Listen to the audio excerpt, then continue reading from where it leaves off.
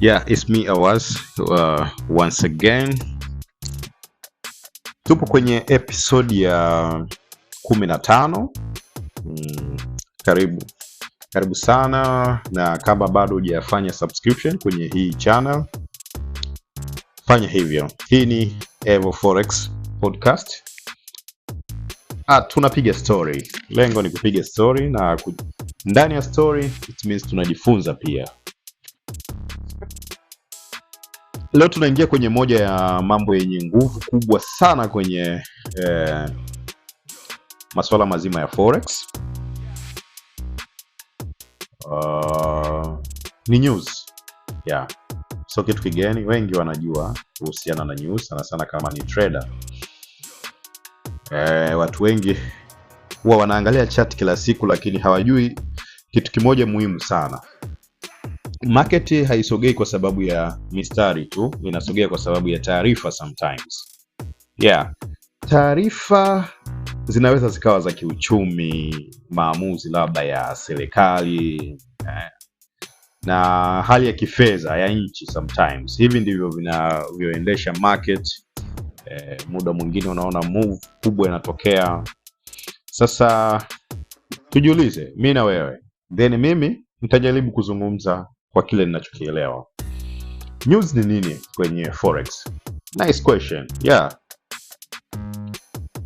Okay, sasa mimi kwa uelewa wangu, news ni taarifa rasmi za uchumi ambazo zinatolewa na nchi mbalimbali.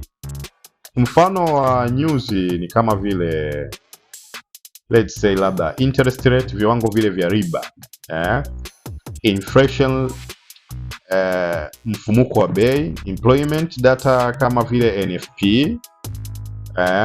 GDP, ukuaji wa uchumi. Hizi taarifa zina impact kubwa sana, kwa sababu zinaonyesha nguvu au udhaifu wa ile sarafu husika. Sasa kuna namna ambavyo news inaathiri market. Tunazungumzia sasa kwenye Forex direct. Fikiria kitu kimoja. Kama nchi kama let's say Marekani inatangaza kuwa ajira zimeongezeka, hii ina maana uchumi umeimarika au unaimarika.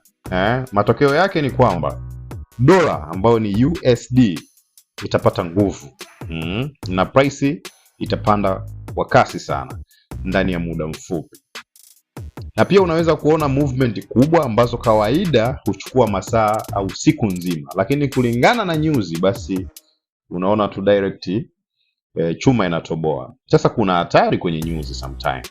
Yeah, tuwe serious kwenye hili. Sasa news inakuwa na hatari kwa sababu news mara nyingi zina volatility kubwa. Pia zina movement ya ghafla.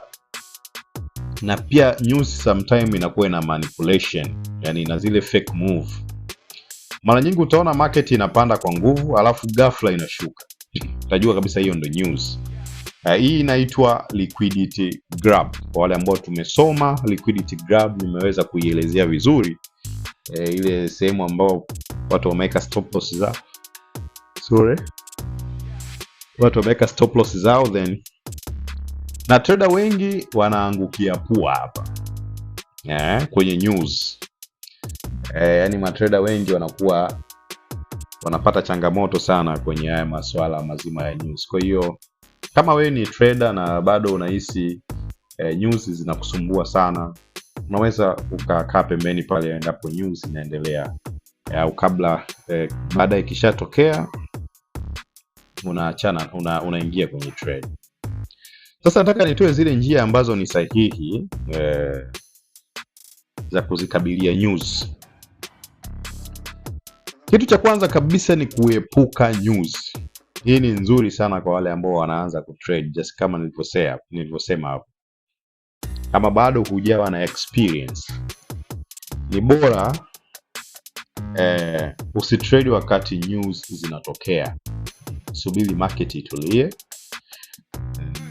hapo ndo utafute setup yako vizuri bila shida. Njia ya pili ni kusubiri baada ya news. Hii ndio njia inayotumiwa na traders wengi wenye discipline. unasubiri move ya kwanza ipite, market irudi kwenye structure yake, alafu unaingia kwa utulivu kabisa. Ya tatu ni news trading advanced. Hii ni kwa trader wenye experience. Wana trade kwa news zinazotoka, lakini wanajua riski inakuwa ni kiasi gani, na wana plan madhubuti sana. Kwa hiyo hii ni kwa wale ambao tayari wako advanced na wanaelewa nini wanafanya kwenye masuala ya news. Sasa makosa ya kuyaepuka: kuingia nadhani bila kujua kama kuna news, hilo nao ni kosa. Kutotumia stop loss ni tatizo pia. Kuingia kwa tamaa, greed, yani unakuwa una ile tamaa ya kupitiliza, ni kosa pia. Kufanya trading kama gambling, hii ni tatizo pia. Kwa hiyo vitu wanatakiwa uvifahamu. Sasa hawa mapro tunawasikia, tunawaona wana trade vipi?